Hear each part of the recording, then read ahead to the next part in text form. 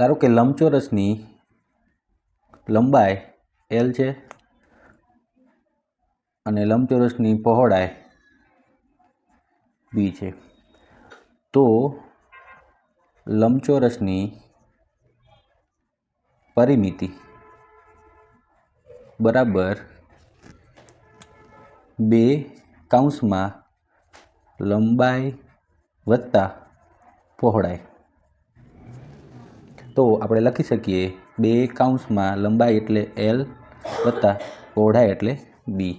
હવે લંબચોરસનું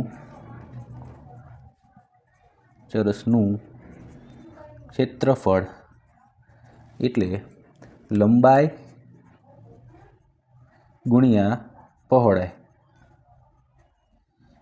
એટલે આપણે લખી શકીએ L ગુણ્યા B. આપને જો મારો વિડીયો પસંદ આવતો હોય તો વિડીયો લાસ્ટ સુધી જોજો અને વિડીયોને લાઈક કરો, શેર કરો અને સબસ્ક્રાઈબ કરો ચેનલને. અને જો ઇન્સ્ટાગ્રામ હોય તો ઇન્સ્ટાગ્રામ પર ફોલો કરો.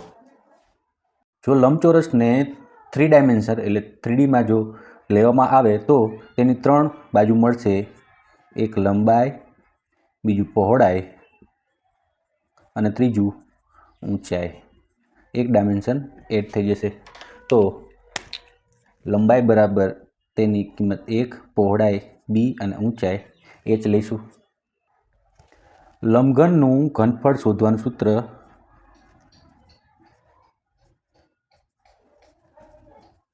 એ થશે લંબાઈ ગુણ્યા પહોળાઈ અને ગુણ્યા ઊંચાઈ. એટલા માટે આપણે કહી શકીએ L ગુણ્યા B ગુણ્યા H. લંબઘનમાં સૌથી મોટો વિકર્ણ શોધવાનું સૂત્ર જે વર્ગમૂળમાં લંબાઈનો વર્ગ વત્તા પહોળાઈનો વર્ગ વત્તા ઊંચાઈનો વર્ગ આપણને મળશે. લંબઘનનું કુલ પૃષ્ઠફળ શોધવાનું સૂત્ર એ છે 2 કૌંસમાં લંબાઈ ગુણ્યા પહોળાઈ વત્તા પહોળાઈ ગુણ્યા ઊંચાઈ વત્તા લંબાઈ ગુણ્યા ઊંચાઈ. એટલે આપણે લખી શકીએ 2 ગુણ્યા LH BH પ્લસ HL. આપણને લંબઘનનું કુલ પૃષ્ઠફળ આ સૂત્રથી મળશે.